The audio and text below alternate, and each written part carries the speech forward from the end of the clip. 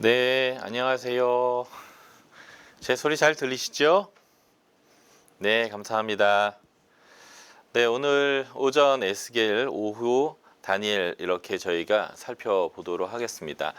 굉장히 분량도 많고 그리고 내용의 무게감도 큰 책이어서 2시간 안에 설명드리기가 쉽지는 않겠지만 제가 최대한 골자들을 잘 따라가면서 설명드리려고 하고요.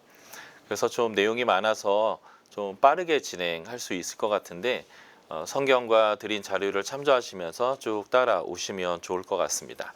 자, 에스겔부터 시작하도록 하겠습니다. 에스겔을 여러분들이 기억하신다라고 할 때는 여러분들은 새 창조라고 하는 단어를 좀 기억하시면 좋을 것 같아요. 에스겔은 새로운 하나님의 나라의 창조를 이루기 위하여 바벨론 포로로 갔다 돌아오는 이 일체의 과정 중에 하나의 아주 중요한 대목을 다루고 있습니다. 이미 여러분들이 배우셨던 이사야 같은 경우에는 다윗의 후손 메시아가 와서 하나님의 통치를 위한 지도력을 회복할 뿐만 아니라 이 통치로 말미암아 오는 안식이 있어요. 이사야서 11장에서는 이것이 육식동물과 초식동물이 해하지 않고 서로 상하지 않는 그런 에덴 동산으로 표현했고, 이사야서 65장은 이것을 새 하늘과 새 땅이라고 표현합니다. 다시 말해서 이 새 하늘과 새 땅이 에덴 동산의 회복과 같은 것인데, 하나님의 통치와 안식의 회복에 대한 메시지, 새 창조를 이렇게 표현했다라고 한다면, 에스겔은 예레미야는 우리가 잘 알듯이 새 언약을 통해서 옛 언약보다 더 좋은 언약으로 영원히 변하지 않는 하나님의 사랑을 보여주시겠다라고 말씀했고, 이 일을 위해서 70년이 차면 귀환하겠다라고 하는 이 하나님의 회복의 단기적인 성취를 보여주셨다라는 것이고요. 에스겔 같은 경우에는 이 하나님의 새 창조를 어떻게 하냐면, 하나님의 임재를 보여주고 있는 성전이 파괴당하고 하나님의 영광이 떠나시는 이 내용으로부터 시작이 되어지고요. 그 이후에 새 성전이, 그리고 새로운 땅의 분배, 새로운 제사장 제도 하는 하나님의 그 새로움이 이제 회복되어지는 것들을 보여주는 새 창조의 이야기를 하고 있습니다. 어떻게 보면 이사야 같은 경우에는 하나님의 안식에 많은 설명이 있다라고 한다면, 예레미야는 하나님의 통치 언약이죠. 하나님의 질서, 새 언약의 회복이 있고요. 새 하늘과 새 땅의 회복이 안식이라면, 에스겔은 임재, 하나님의 새로운 성전이 주어지는 하나님 나라의 회복에 대한 새 창조를 말하고 있습니다. 그래서 새 창조라고 하는 단어와 함께 하나님의 이름을 굉장히 중요하게 다루고 있고요. 그래서 여러분들이 에스겔을 읽으면서 이미 눈치채셨겠지만, 내가 여호와인 줄을 알리라 라고 하는 이 문장이 최소한 60에서 70회 가까이 반복해서 등장합니다. 48장으로밖에 되어지 않는 이 책에서 하나님의 심판을 통해서 내가 여호와인 줄 알리라, 여호와가 열심으로 이 일을 했는 줄을 알리라, 또 하나님의 회복의 메시지를 보여주시면서 내가 여호와인 줄을 알리라 하면서 하나님을 알리기 위하여 하나님이 심판과 구원의 일을 하고 계신다라고 하는, 그래서 여호와인 줄을 알리다라고 하는 이 단어가 이 에스겔에서 계속 반복되는 중요한 단어이고요. 그래서 이스라엘을 멸망시키는 것도 다시 회복시키는 것도 하나님의 거룩한 이름을 알리기 위한 것이다 라는 겁니다. 에스겔에서 20장을 보면 하나님이 애굽에서부터 지금 에스겔이 예언을 선포하는 때부터까지 이스라엘 백성들이 얼마나 계속적으로 하나님 앞에 불순종했는지를 강조하고 있는데요. 에스겔서 20장 촌바부 내용은 애굽에서 이스라엘 백성이 우상 숭배를 했다는 거예요. 그래서 하나님이 그것을 각기 버려라. 20장 7절을 보면 애굽 우상들을 버려라 했는데 그들이 버리지 않고 스스로 더럽히는 일들을 계속했다는 거예요. 그래서 하나님이 8절에 자신의 분을 다 그들에게 쏟아내려고 했지만 20장 9절에 하나님이 내가 그들이 거주하는 이방인의 눈앞에서 그들에게 나타나 그들을 애굽에서 인도하여 내었다. 실상은 우상 숭배하는 그들에게 진노하여야 했으나 하나님이 그들을 구원하였는데 그 이유가 9절 중반에 이렇게 됐죠. 이유는 내 이름을 위함이라. 내 이름을 그 이방인의 눈앞에서 더럽히지 아니하려고 이렇게 행했다.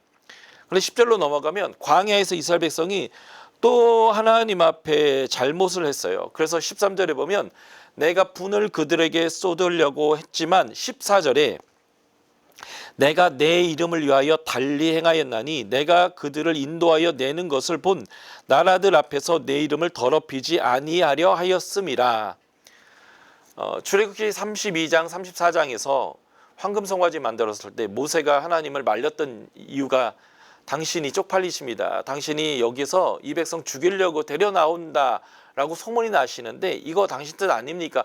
그래서 하나님 뜻을 돌이켰거든요. 이게 바로 내 이름을 위하여 내가 달리 행했다. 민수기 13, 14장 가데스 바냐에서 배도한 이후에 하나님이 그들을 진멸하려고 할 때 모세가 또 하나님을 막아서면서 하나님이 능력이 없어서 이 땅에서 이 백성 죽였다라고 소문이 날 건데 이건 당신 뜻이 아니지 않습니까? 하나님의 이름을 걸고 또 모세가 중보기도할 때 하나님이 뜻을 또 돌이켜 주셨단 말이죠. 그 얘기를 이렇게 표현하고 있는 거예요. 자, 20장 15절 이후에도 보면 이스라엘 백성이 계속 그렇게 또 하나님께 불순종했고요.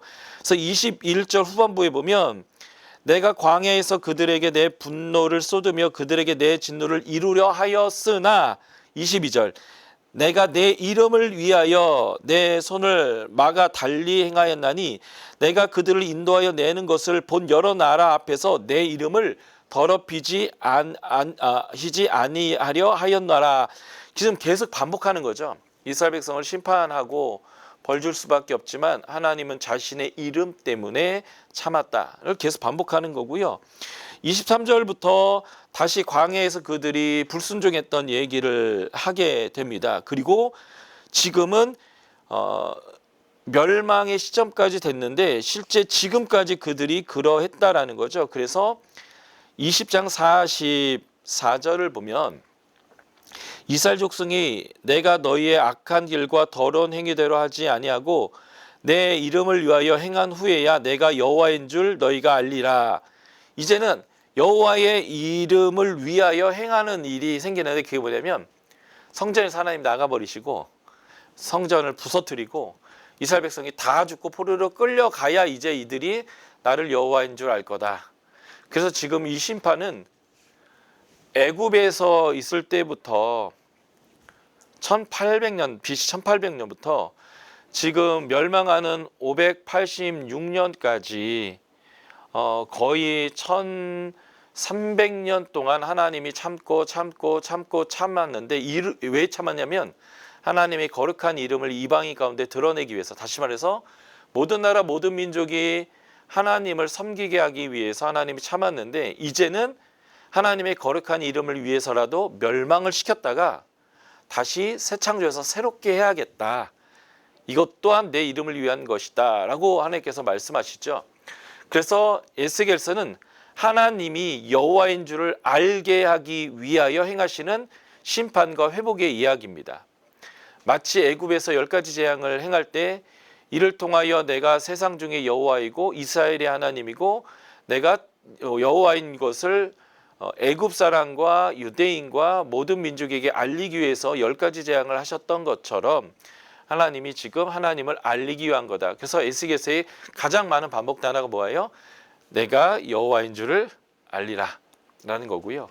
이게 바로 하나님의 거룩한 이름을 위하여 새롭게 창조하는 이야기가 에스겔서인데 에스겔은 특별히 하나님의 임재인 성전의 파괴와 하나님의 임재의 회기인 에스겔 성전, 새로운 성전에 대하여 말씀해 주시는 하나님의 새 창조의 책이다.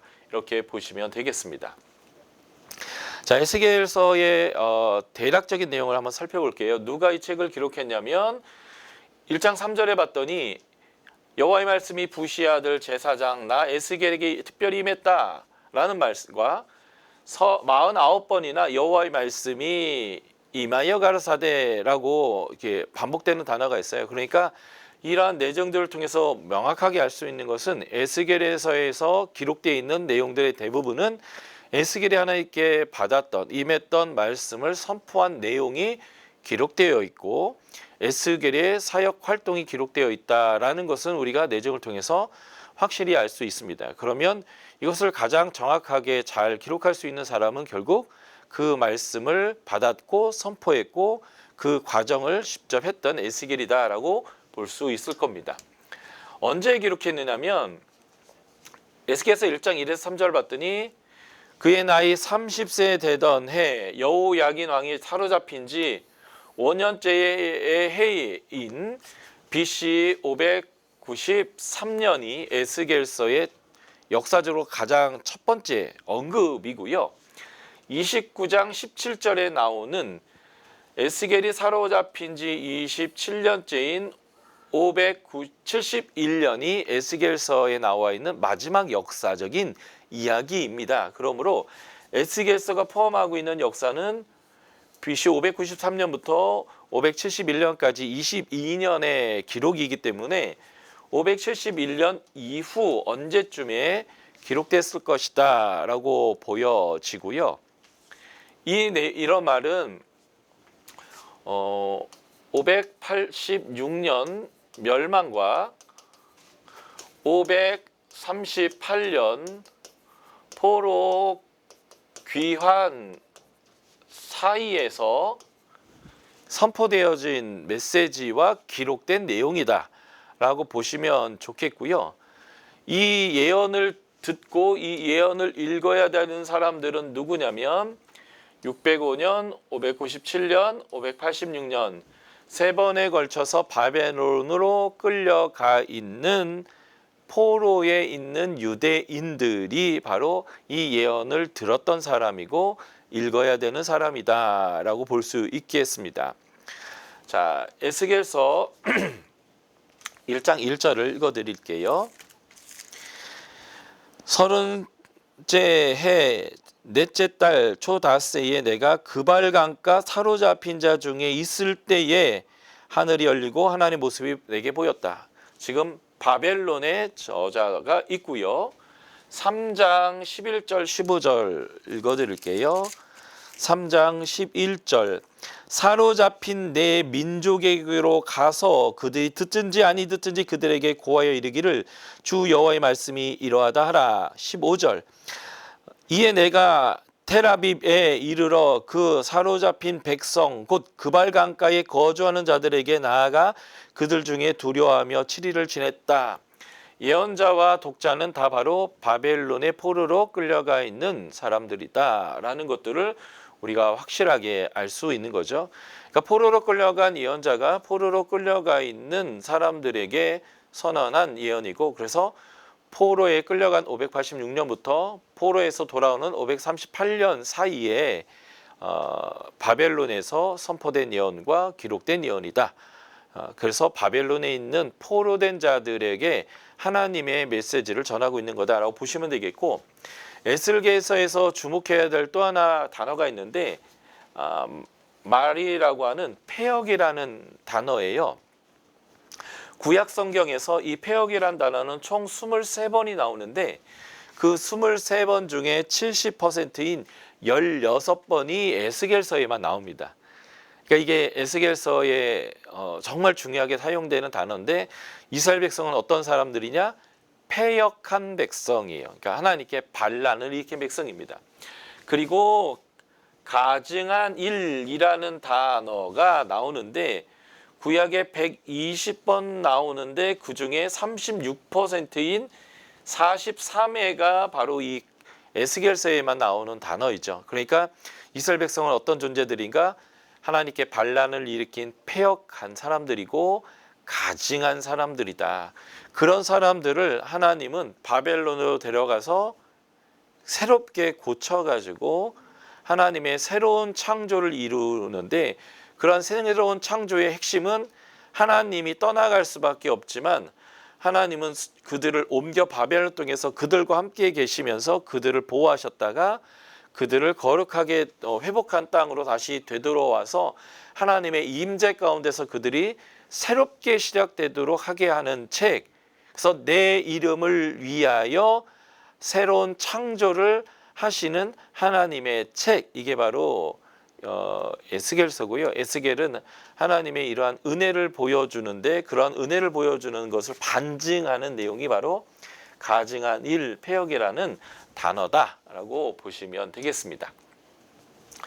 어디서 기록했는가? 텔아비브에서 기록했고요. 이 텔이라고 하는 것, 원래 이제 텔이어서 텔이어야 되는데 이제 우리 텔아비브라 번역을 했는데요. 이 텔은 폐허라는 단어예요. 그래서 이렇게 폐허가 되어 있는 언덕을 뜻하는데, 그러니까 이스라엘 백성이 바벨론 가서 얼마나 고생했을지를 그들이 정착해 있는 땅의 이름만을 봐도 알 수 있겠다라는 것이고요. 예. 자, 에스겔서의 역사적인 배경들을 살펴보는 것은 에스겔의 전체적인 메시지를 보는데 굉장히 중요하겠죠. 자, 예레미야, 에스겔, 다니엘은 같은 역사적인 배경 안에 있어서 같은 숫자들이 반복될 건데, 그래도 제가 이 숫자를 계속 반복하는 이유는 가랑비에 옷 젖듯이 여러분들이 아예 머리에 이게 새겨질 수 있도록 계속 해드리는 거예요. 너무 중요하기 때문에 그렇고요. 자, BC 627년 예레미야가 선지자로 부름을 받습니다. 이때가 요시아 왕 제13년, 요시아 통치한 지 13년 때인 요시아가 21살 때이고요. 예레미야가 젊은 시절에 부름을 받았기 때문에 아마 요시아 왕과 비슷한 동년배의 예언자일 것 같아요. 그죠? 에스겔이 25살에 포로로 이제 끌려가게 되니까 말이죠. 그래서 예레미야, 에스겔, 다니엘 같은 이 선지자들은 거의 요시아 때 일어난 새로운 세대, 신세대들인데 이들이 하나님의 부흥을 위한 거룩한 세대들이다라고 보겠고요. 그래서 예레미야가 요시아 21년에 이제 선지자로 부름받고 612년에 느느웨가 멸망을 하게 되는데, 한마디로 말하면 월드 파워가 바뀌는 거예요. 아수르가 몰락하고 하나님이 세우신 새로운 제국 바벨론이 이제 하나님의 역사 가운데 이제 등장하게 되는데, 이게 이제 니느웨 멸망과 관련되어 있고요. 이 니느웨의 잔당들이 완전히 바벨론에 의해서 소탕당하는 전쟁이 있었는데, 그것이 1차 갈그미스 전투이고요. 이 니느웨의 멸망을 막기 위해서 애굽이 도와주러 올라오는데, 그 과정에서 무깃도라는 요새에서 요시아가 사망을 하는데, 이것은 훌다 선지자의 예언대로 이스라엘의 남유다의 멸망을 요시아가 보지 않도록 하는 하나님의 은혜였고요.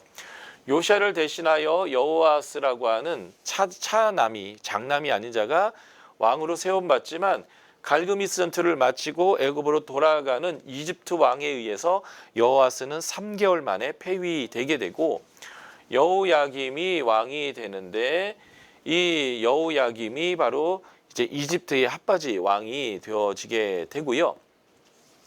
605년에 느부갓네살이라고 하는 바벨론의 전성기를 이끈 사람이 왕이 되면서 2차 갈그미스 전투가 이루어지게 되고, 이때 바벨론이 애굽을 이기게 되면서 남유다까지 밀고 내려와서 1차 포로가 이루어지게 되는데, 이때 다니엘이 바벨론으로 끌려가게 되고, 다니엘은 세 친구와 함께 끌려가서 요셉처럼 총리와 지방장관이 돼서 이스라엘 백성들이 이 바벨론으로 포로로 올 때에 보호할 수 있는 하나님의 은혜의 장치로서 먼저 1차 포로로 가게 되고요. 597년에 에스겔과 1만 명 이상의 장인들이 포로로 끌려가고, 이때 엘리야겜의 아들 여호야긴 왕이 포로로 끌려가게 됩니다. 그래서 이때가 2차 포로가 되게 되고요. 이때 오늘 우리가 보는 에스겔이 포로로 끌려가고 수많은 사람이 끌려가는데 이 사람들을 하나님이 보호하시고 함께 하신다. 하나님이 이들을 통해서 어떤 일을 행할 것인지를 이제 에스겔을 통해서 말씀하시게 되는데요. 이게 이제 오늘 우리가 아까 앞에서 살펴봤던 에스겔서의 원독자들입니다. 이때 포로로 끌려간 사람들이죠. 예, 그리고 시드기야가 마지막 유다의 왕이 되게 되고 포로로 끌려간 지 5년 되던 해에 에스겔이 소명을 받는데 이때 그가 제사장으로 일할 30살의 나이가 되게 됩니다. 그래서 제사장 겸 선지자로 이스라엘 백성을 이들이 이끌게 되고요. 588년에 예루살렘이 포위되고 586년에 시드기야가 도망가다가 잡혀서 눈이 뽑히게 되고 자식들은 다 죽게 되고 성전이 파괴되는 일들이 이루어지게 되는데 이게 바로 에스겔서에 나오는 하나님의 영광이 성전에서 나간 이제 결과이고요. 그래서 실제적인 이제 이스라엘 백성의 멸망이 이루어지게 됩니다. 582년에 예레미야에만 나와 있는 내용이지만 네 번째 포로가 있게 되어지고요.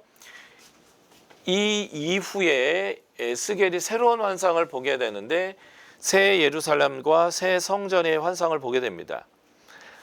멸망을 한 다음에 하나님이 새로 시작하는 그림들을 보여주시는 거고요.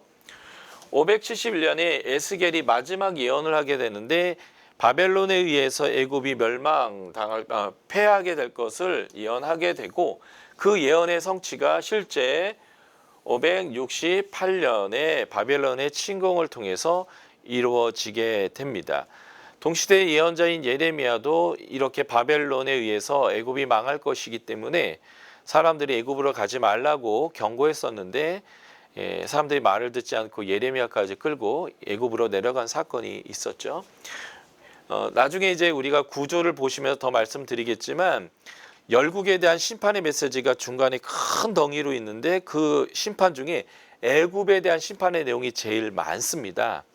왜냐하면 이 애굽이 계속 하나님이 아닌 열국을 의뢰하는 이 이스라엘, 유다에 있어서 항상 미혹하는 존재였고 그래서 이 애굽 때문에 남유다가 멸망하게 되는 중요한 이유가 있어서 하나님은 애굽을 강력하게 이제 심판하시게 되는데요.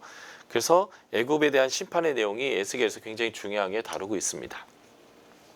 예언자에 대한 정보를 쭉 살펴볼까요?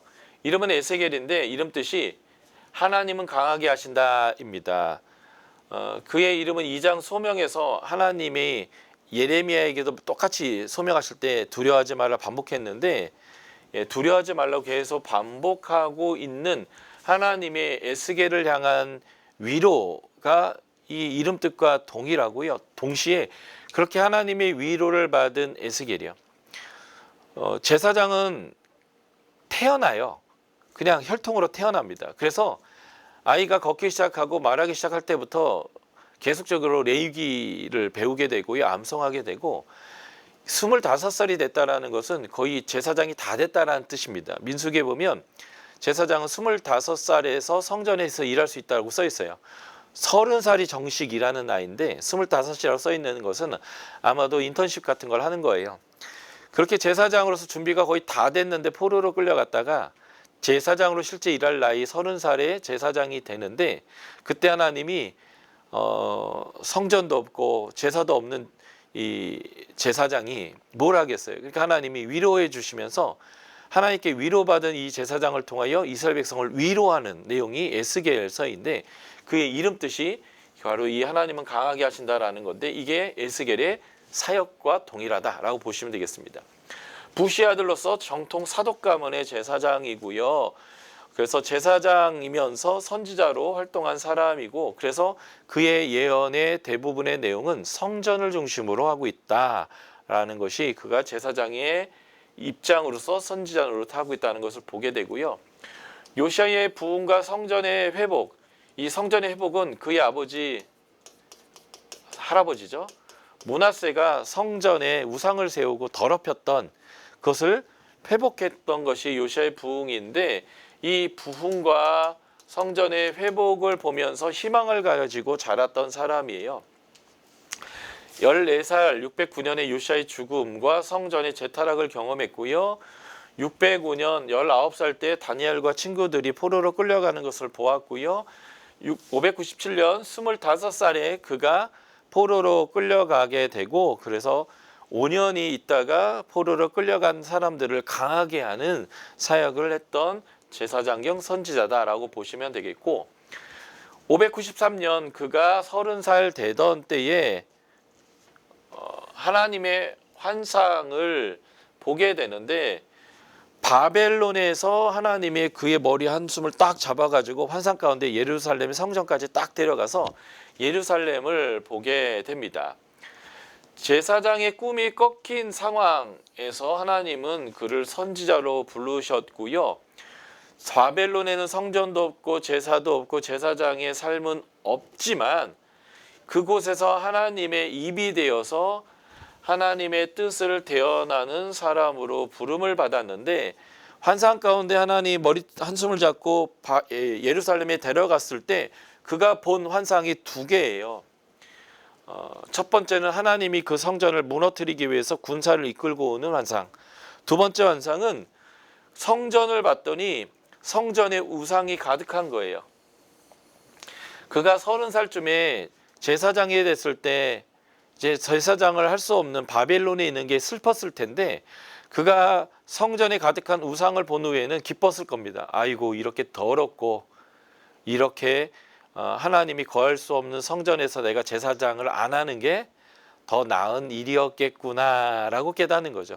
그리고 그는 그 더러운 우상이 가득한 성전에서 하나님의 영광이 떠나가는 것을 보게 됩니다. 그리고 예루살렘이 멸망한 직후에 그는 다시 환상을 보기 시작하는데, 하나님은 거기 계신다, 여호와 삼마라고 하는 에스겔의 새로운 하나님의 성전의 영광을 그가 보게 되는 거죠. 하나님의 영광이 있는 새 성전을 보게 되고, 이 새 성전이 무엇인가, 이게 이제 신약과 연결돼서 우리가 이제 해석을 할 것입니다.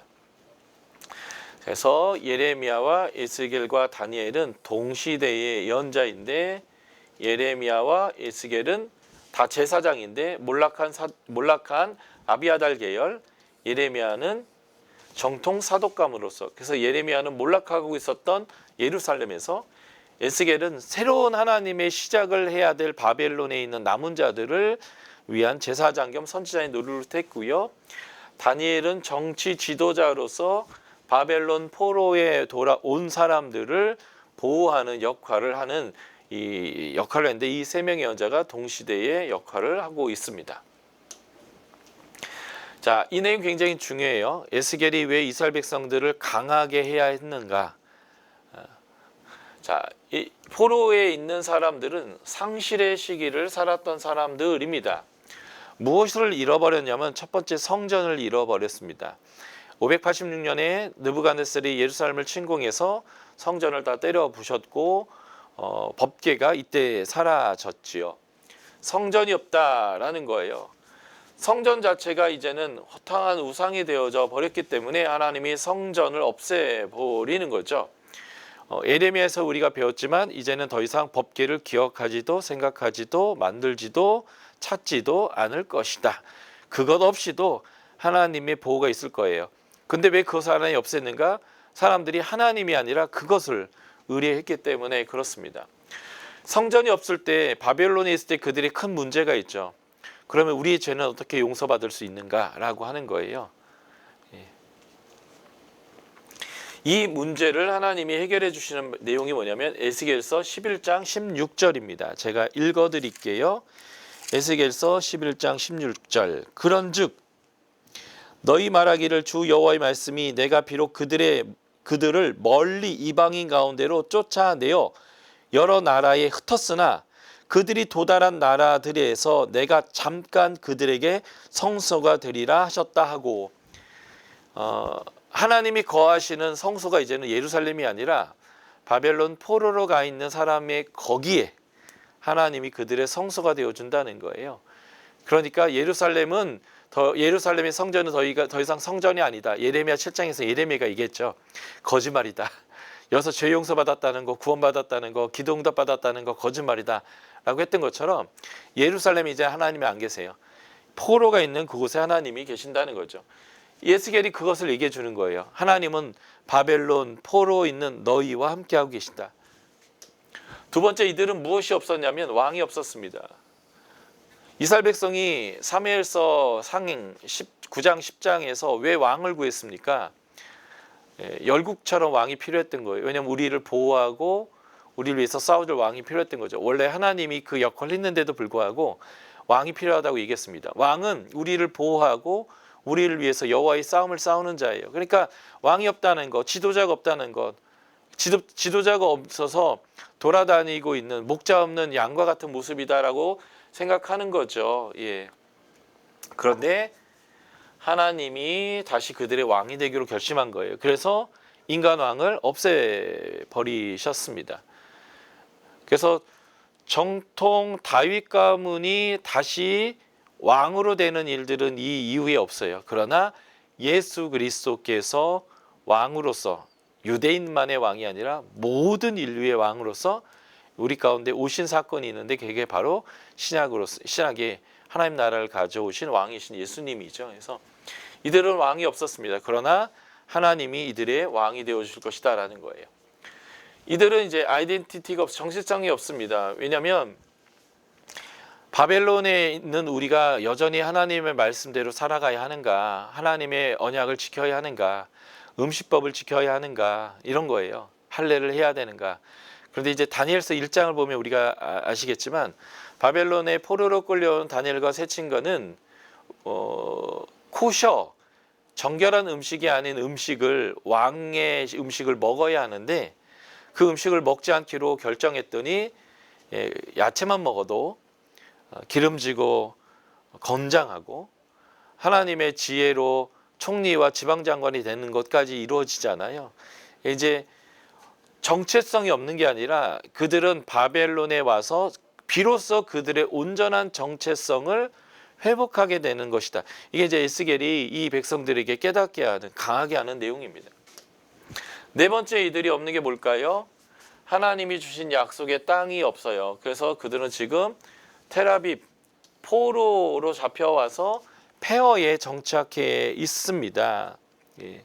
그래서 이러한 네 가지가 없는 그들은 결국 낭망할 수밖에 없는 상황에 있어요. 그것은 너무 자연스러운 건데 하나님은 다니엘의 삶을 통해서 그리고 에스겔의 메시지를 통해서 그들에게 소망을 주는 거예요. 포로로 끌려가서 포로에서 돌아오기 전의 사람들, 포로에서 돌아와서 가나안 땅에 다시 하나님 나라를 재건해야 될 사람들에게 그들의 정체성을 너무 명확하게 해주는 채, 그게 바로 에스겔이고, 그래서 에스겔은 이 상실의 시대를 사는 사람들을 강하게 하는 하나님의 예언자였다라고 보시면 되겠고요. 그래서 33장부터 48장까지는 하나님의 새로운 회복에 대한 소망을 주는데, 이때가 바로 586년 멸망 이후에 538년 포로로 돌아오기 중간에 있는 사람들에게 소망을 주고 하나님이 이루실 새 창조에 대한 기대감을 갖도록 해서 상실의 시대가 아니라 새로운 소망과 새로운 비전의 시대로 이 바벨론에 있는 백성들을 바꿔버리는 중요한 사역을 했던 사람이 바로 에스겔이다라고 보시면 되겠습니다. 출애굽은 재창조의 사건이었듯이 바로 에스겔이 바로 이러한 재창조의 사역을 하는 사람이다라는 거예요. 그래서 가나안 정복 자체가 하나님의 창조란 단어의 바라라는 단어였듯이 지금 하나님은 에스겔과 포로로 와 있는 사람을 통해서 하나님 나라를 다시 창조하는 건데, 하나님이 레위기 18장과 신명기 9장에 의하면 가나안 7족속을 진멸하셨잖아요. 그 땅의 죄악을 정결케 하는 사건인데, 에스겔서 36장 14절에 보면 다시는 산이 이스라엘 백성을 삼키지 않을 것이다 라는 단어를 씁니다. 레위기 18장 25에서 25절은 이들의 죄악 때문에 땅이 그들을 엮여서 토해내는 사건이 가나안 족속의 진멸 사건인 것처럼 이스라엘 백성은 605년, 597년, 586년 이 세 번의 침공과 포로로 끌려가는 사건을 통해서 가나안 7족속이 진멸당하듯이 진멸당하는 것이고요. 그 목적은 가나안 땅을 정결케 하기 위한 겁니다. 가나안 땅이 정결해야 되는 이유는 하나님의 임재가 거기 있어야 하기 때문에 하나님이 땅이 더러워서 성전이 더러워서 떠나시는 것이 멸망이라면 다시 하나님이 돌아오시기 위해서는 그 땅이 정결해야 되는 거죠. 그래서 에스겔은 처절한 심판을 설명합니다. 그리고 이스라엘 백성을 정결케 했던 사건이 출애굽 사건이고요. 그래서 신명기, 열왕기, 에스겔에서 예레미야에서는 11장이죠. 이 출애굽의 사건을 풀무불에 담그는 것이다 라고 표현했는데 에스겔 20장에서 왜 풀무불에 담궈야 되는가? 내가 애굽의 우상을 버리라 했으나 너희가 버리지 않고 음란히 행했기 때문이다 라고 애굽의 우상 숭배 때문에 풀무불에 집어넣는 사건이었는데 실제 이스라엘 백성이 바벨론 포로로 가기 전에 수많은 사람이 가나안 땅에서 전쟁을 통해서 죽게 되는 일은 바로 이 풀무불과 같은 사건으로 이스라엘 백성을 하나님이 정결케 하는 사건이다 라고 보는 것입니다. 그래서 586년의 멸망과 포로로 끌려가는 것, 그리고 포로에서 70년이 차면 돌아오는 것, 예레미야 29장 10절에서 70년 되면 돌아온다고 얘기했죠. 이러한 전체적인 과정은 하나님 나라의 재창조의 사건이었다라고 보시면 되겠고요.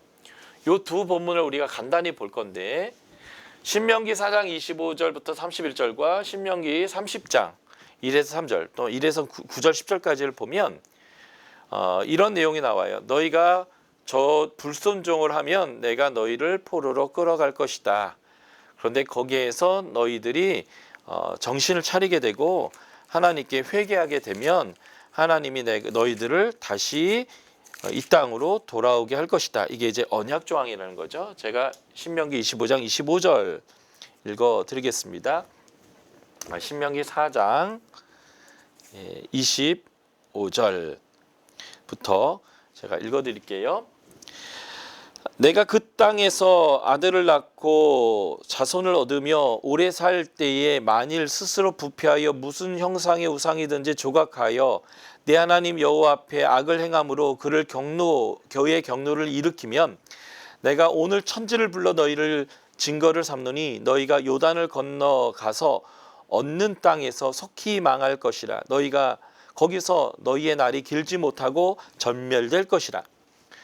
여호와께서 너희를 여러 민족 중에 흩으실 것이요 여호와께서 너희를 쫓아 보내실 그 여러 민족 중에 너희의 남은 수가 많지 못할 것이며 너희 거기에서 사람의 손으로 만든 바 보지도 못하며 듣지도 못하며 먹지도 못하며 냄새도 맡지 못하는 목석의 신들을 섬기리라. 그러나 내가 거기서 내 하나님 여호와를 찾게 되리니 만일 마음을 다하고 뜻을 다하여 그를 찾으면 만나리라.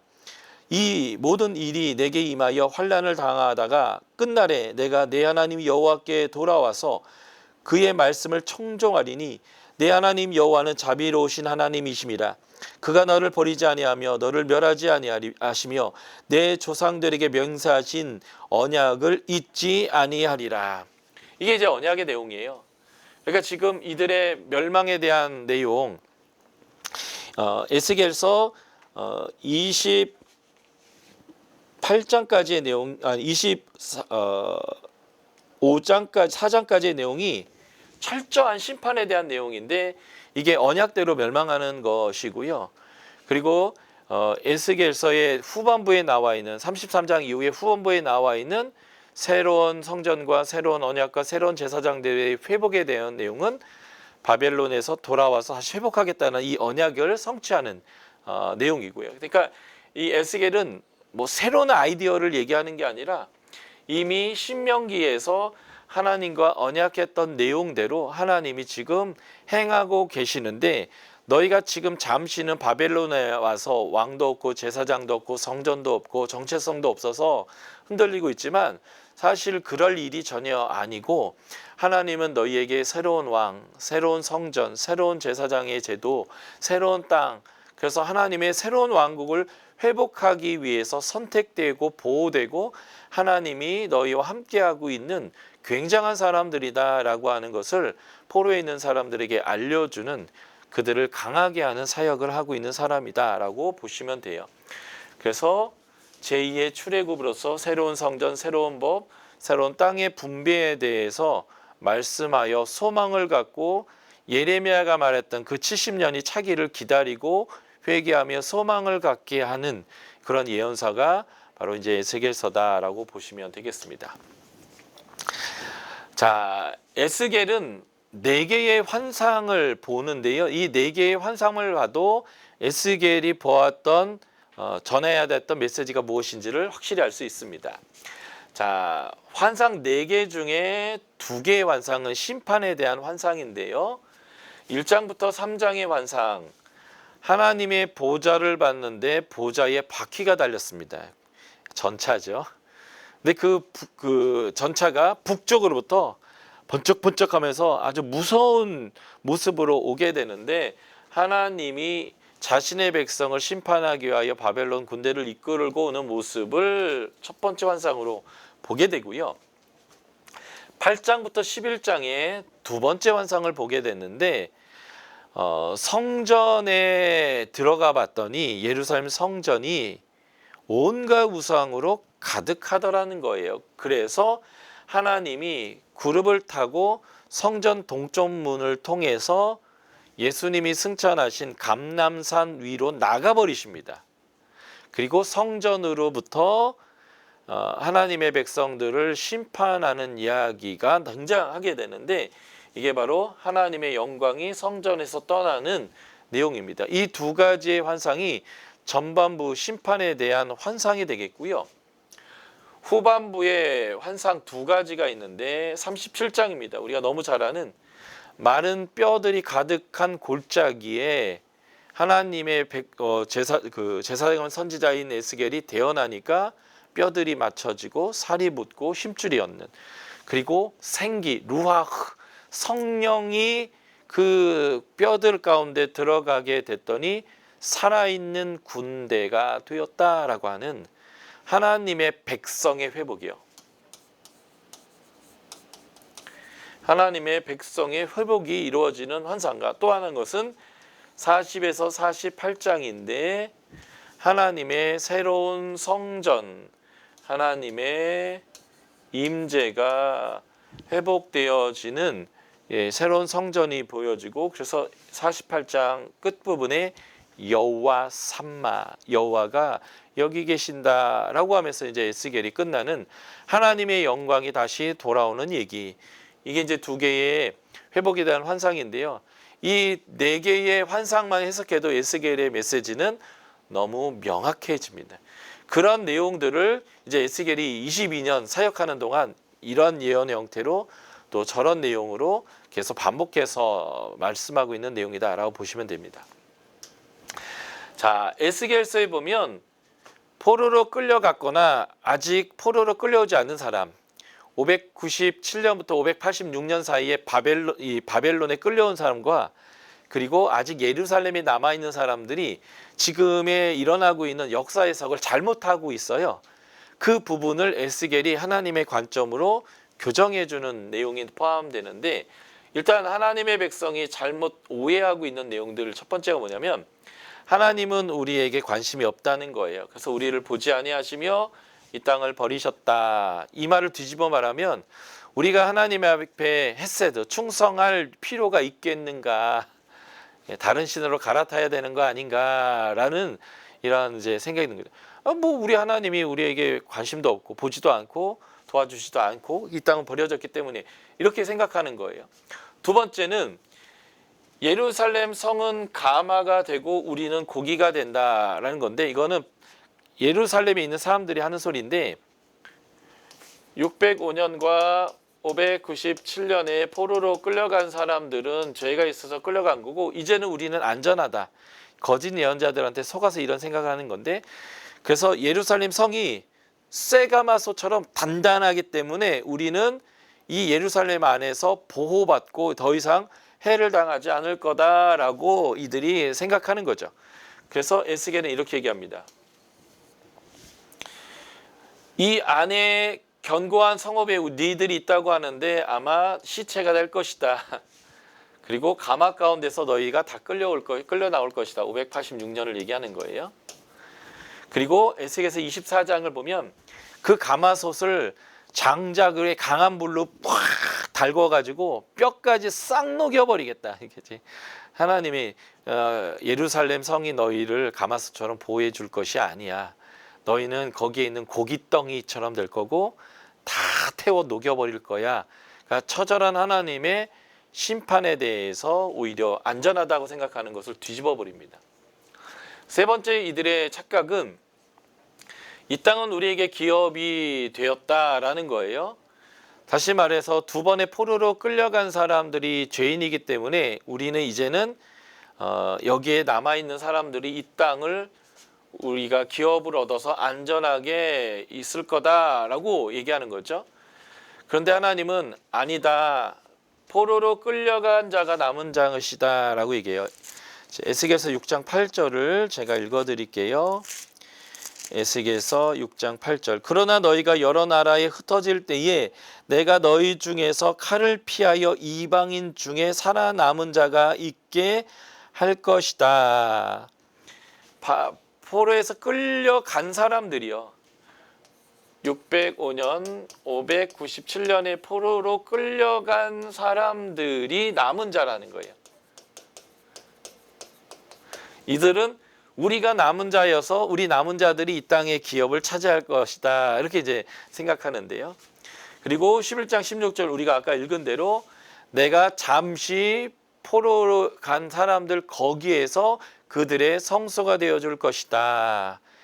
그러니까 예루살렘에 남아있는 사람들의 그 기대와는 완전히 다른 하나님. 아니야, 끌려간 사람들이 남은 자야. 끌려간 사람들 사이에 내가 성소로 있을 거야. 너희들은 다 죽을 거야. 심판당할 거야 라고 얘기하는 거죠.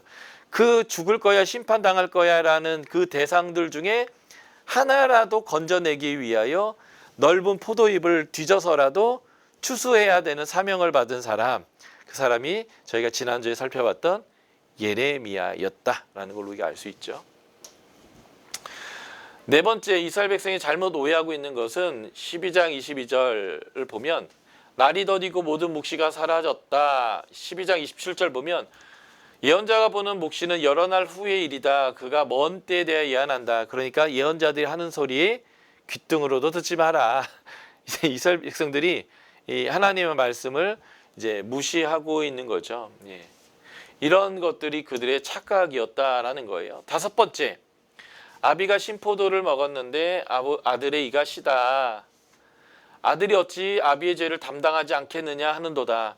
그러니까 그들이 지금 고통당하는 것은 자신들의 죄가 아니라 부모 때의 죄 때문에 고난당하는 거다라고 그들이, 그래서 이제 하나님이 공평하지 않다라고 생각하는 거죠. 예.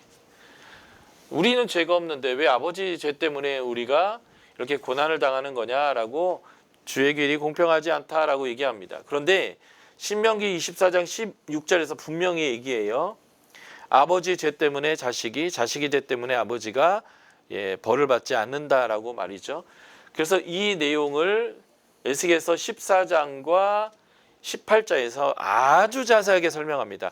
각자의 죄는 각자가 책임진다. 아버지가 의인이어도 아들의 죄인이면 아들이 구원받지 못한다. 아버지가 악인이어도 아들이 의롭다면 아들은 그 의로 구원받을 것이다 라고 하면서 하나님은 명확하게 얘기하시고요. 그래서 하나님이 불공평한 것이 아니라 이스라엘이 하나님한테 불공평하게 행했고, 지금은 그래서 하나님이 다 태우고 다 녹이고 다 심판할 수밖에 없는 상황에 놓인 거다라고 말하는 거죠. 7번째 오해는 우리의 뼈들이 말랐고 우리의 소망이 없어졌다라는 거예요. 그랬더니 하나님이 아니다. 나는 마른 뼈에도 살아나게 하고 하나님의 군대로 만들 수 있고 그렇게 할 것이다 라고 하면서 너희는 소망이 없는 자들이 아니라 소망이 있는 것이다. 예레미야에도 나오죠. 나의 너희를 향한 그 생각은 소망이다. 멸망이 아니다. 라고 얘기한 것처럼 지금 하나님의 뜻을 이렇게 이제 얘기하는 거죠.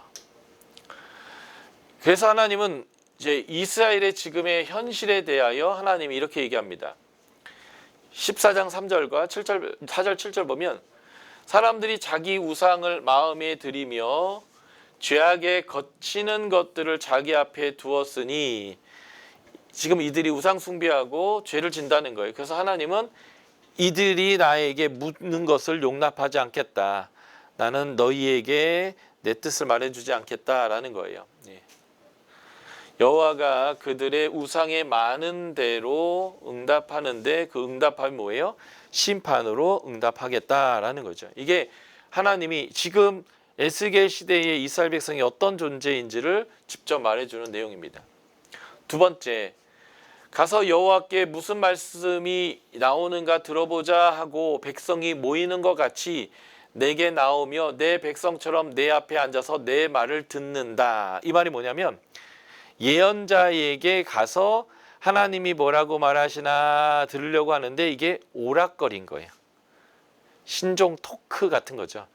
그래서 하나님을 경외해서 하나님 뜻이 무엇인가, 우리가 어떻게 순종해야 되고 무엇을 돌이켜야 되나 이런 마음으로 백성들이 예언자에게 나오는 게 아니라 재밌는 토크 얘기 한번 드러나 볼까, 오락 삼아서 예언자 앞에 나오는 사람들의 모습이라고 지금 하나님이 말씀하는 거죠.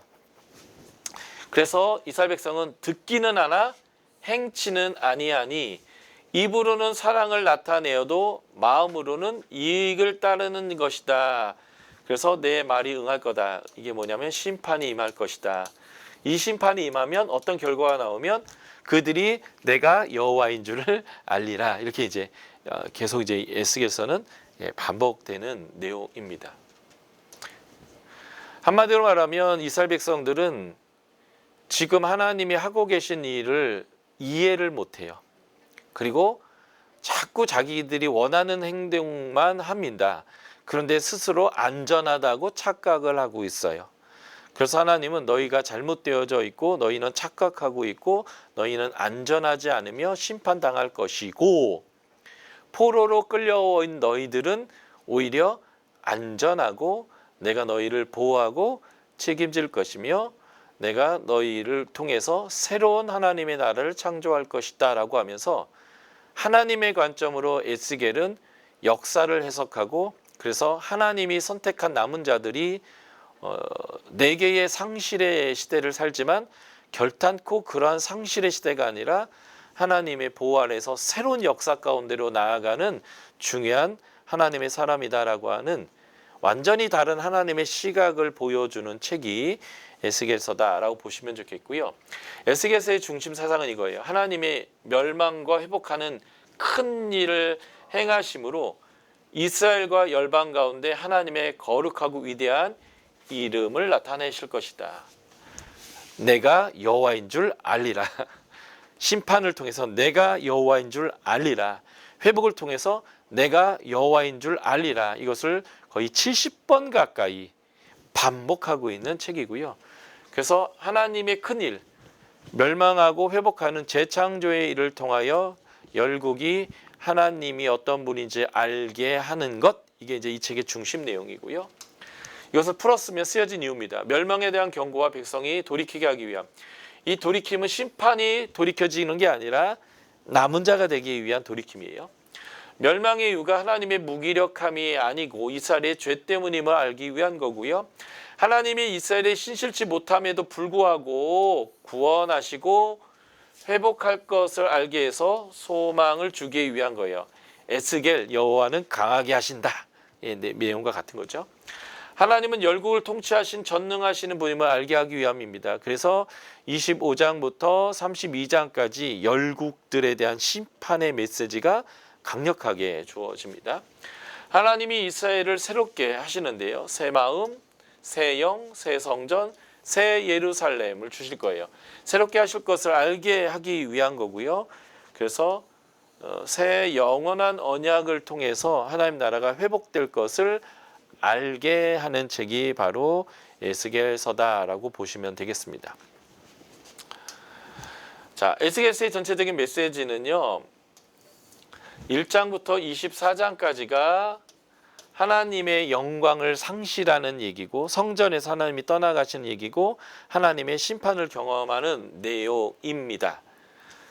이 내용 안에 1장부터 3장과 8장부터 10장이 묵시적 환상으로 되어져 있고요. 25장부터 48장까지가 하나님의 영광이 돌아오는 하나님의 영광의 회복의 내용인데 특별히 25장부터 32장까지가 두루와 열국, 애굽을 심판하는 내용인데요. 어떻게 보면 심판의 내용인데 왜 회복에 들어와 있는가? 열국에 대한 심판은 하나님의 백성의 회복의 과정이기 때문에 이 열국에 대한 심판의 내용이 큰 디비전 안에서는 하나님의 나라의 회복과 영광의 회복의 메시지로 연결된다라고 보시면 되겠습니다. 특별히 여기 37장과 40에서 48장이 묵시적 환상으로 되어져 있고요. 그래서 하나, 둘, 셋, 네 개의 묵시적 환상이 에스겔서의 전체적인 메시지를 주도하는 내용이다. 이렇게 보시면 되겠습니다. 자, 본문 몇 개만 짧게 보시고 한번 브레이크 할게요. 1장부터 24장까지는 하나님의 영광을 잃어버리는 심판에 대한 내용인데 1장부터 3장은 에스겔이 하나님께 소명을 받는 내용입니다. 이사야는 성전에서 기도하다가 하나님을 보았고 입술에 지짐을 당했고요. 예레미야는 하나님이 그의 입을 만져주셨던 그러한 소명을 받았다면 에스겔은 환상을 통해서 하나님의 영광을 보고 1장이고요. 그리고 하나님의 말씀을 듣고 그것을 먹는 특별한 내용 2장이 나옵니다. 하나님 입에다 말씀을 먹여줬어요. 그런데 이러한 내용이 나중에 요한계시록에도 요한이 똑같이 하는 것을 볼 수 있습니다. 그리고 파수꾼으로 세움을 받는 것이 이제 에스겔의 중요한 메시지다라고 보시면 되겠습니다. 자, 1장 그발강가의 환상이고요. 에스겔이 무엇을 봤냐면 북쪽으로부터 폭풍과 구름이 오는 것을 봤는데 예언서에서 북쪽은 심판이 오는 방향입니다. 아수르, 바벨론, 페르시아, 헬라 다 북쪽에서 이렇게 밀고 내려왔기 때문에 에스겔에서의 북쪽이라는 단어의 상징성은 심판이 오는 방향인데 예레미야는 그래서 끓는 가마가 북쪽에서 이렇게 기울어진 것을 보았었죠. 폭풍과 구름, 빛, 단쇠, 빛나는 금속 같은 것은 하나님의 임재를 상징하면서 동시에 하나님의 심판을 상징하는 이미지로서 구약에서 계속적으로 사용되어지는 내용입니다. 불로써 임재하시는 하나님의 심판은 동시에 정화를 의미하는 내용인데요. 그래서 하나님의 심판은 정화를 위한 심판이다 라고 보실 수 있겠고 이미 우리가 살펴본 대로 신명기 4장 20절, 왕상 8장 51절, 예레미야서 11장 4절 애굽이 쇠풀무불, 철풀무불이었던 것처럼 하나님이 불로서 담금질하고 거룩하게 하시는 건데 지금 그렇게 하나님이 북쪽에서 그러한 불로서 오시는 것은 정결케 하기 위한 심판의 목적으로 오시는 거다라는 거고요. 그래서 에스겔서 22장 18에서 22절 보면 이스라엘 족속이 내게 찌꺼기가 되었다. 그래서 풀무불 가운데 있는 놋, 주석, 쇠, 나비나 은의 찌꺼기다. 그래서 내가 풀무불 속에 넣고 불을 불어 녹이는 것 같이 내가 노여움과 분으로 너희를 거기에서 녹일 것이다 라고 이제 에스겔서 24장에서 얘기했는데, 에스겔이 보는 환상의 의미가 바로 이런 내용인 거죠. 그래서 하나님은 정화를 위한 심판을 위하여 지금 자신의 백성을 향하여 바벨론 군대를 이끌고 오시는 전사이신 하나님입니다. 전사이신 하나님이라는 단어가 처음 등장하는 게 홍해를 건넌 이후에 이스라엘 백성이 하나님을 찬양하면서 여호와는 전사시라. 그래서 이 전사이신 여호와는 자기 백성을 위하여 여호와의 전쟁을 하시는데, 이제 이 여호와의 전쟁 대표적인 게 뭐 기드온 같은, 그죠? 무기도 변변치 않는 300명을 가지고 수많은 적군을 이기는 것, 여호사밧 골짜기, 적군을 이길 수 없는 이스라엘 백성 군대에게 성가대를 앞세워서 전진해라 했는데 성가대의 찬양 소리 하나님이 후두둑 나가가지고 적군을 다 쓸어버린 것, 홍해를 가르시고 요단강을 가르시고 여리고성을 무너뜨렸던 것, 이게 이제 전사이신 여호와의 모습인데, 그 전사이신 여호와의 칼끝과 창끝이 누구를 향했는가? 자기 백성을 향했다. 이게 이제 에스겔이 본 환상인데, 그렇게 하시는 이유가 뭐냐? 정화하기 위한 것이다 라고 하는 겁니다. 이 내용은 이사야서 48장 6에서 11절에도 나와요. 하나님이 새 일을 하시는데 새로운 창조를 하실 거예요. 그러기 위해서는 보라, 내가 너를 연다하였으나 은처럼 하지 아니하고 너를 고난의 풀무불에서 택했다. 그러므로 바벨론 포로의 사건은 바로 이렇게 하나님의 새롭게 하시는 연단의 사건이다라는 것들을 우리가 볼 수 있습니다. 그리고 이제 에스겔이 이 환상 이후에 소명을 받게 되는데, 이제 하나님을 만나고 하나님의 사명의 말을 듣고, 그리고 소명에 대한 상징적인 경험으로서 책을 이제 먹게 되는 사건이 벌어지게 됩니다. 자, 그래서 환상의 경험, 하나님을 만났는데요, 하늘이 열리고 이상을 보게 되는 것이 그 특별한 경험이고, 소명의 말은 일어나라, 내가 너를 보내겠다, 그리고 여호와의 말이 이러이러하다라고 해라라고 해서 자기 말이 아니라 여호와가 주신 말을 하게 되는데, 이것을 위해서 하나님이 주신 책을 먹게 되는 거죠. 다시 말해서 예언자가 해야 되는 말은 자기의 심령을 따라 하는 게 아니라 하나님이 입에 넣어주신 그 말을 하는 게 예언자다라는 것이고요. 그래서 환상 가운데 책을 먹게 되고, 이걸 통해서 하나님의 사역자는 하나님이 주시는 것을 받아 말하는 자다, 거짓 예언자는 이것에 반대다라고 있는 것이고요. 이 먹은 책에 보면 안팎에 글이 있는데 애가와 애곡과 재앙의 말이 있다 이렇게 되어 있습니다. 한마디로 그가 지금 선포해야 되는 것은 하나님의 심판이다라는 것이고, 그런데 입에 달기가 꿀과 같다라고 표현합니다. 이 말은 이 하나님의 심판은 버려지는 게 아니라 하나님의 회복을 위한 과정이기 때문에 쓴 것이기도 하면서 단 것이죠. 그래서 요한계시록 10장 11절, 요한이 하나님의 두루마기를 먹었을 때는 입에는 쓰나 속에는 달았다 이렇게 하는 표현을 이 에스겔의 내용을 가지고 설명하게 됩니다. 그리고 파수꾼의 사명을 받게 되죠. 파수꾼의 중요한 특징은 하나님의 말을 직접 듣고요, 그리고 그것으로 백성을 깨우치는데, 악인 또는 악으로 돌이킨 의인을 깨우쳐서 생명을 구원하게 하지 않으면 파수꾼은 그 값을 치러야 합니다. 한마디로 말하면 하나님의 심판을 먼저 본 사람의 입장으로 사람들에게 심판이 온다라는 것을 깨우치는 것이 파수꾼의 사명입니다. 우리로 얘기할까요? 예수님이 곧 재림하실 것 같아요. 예수님이 재림하시면 악인들은 영원한 심판을 받게 됩니다.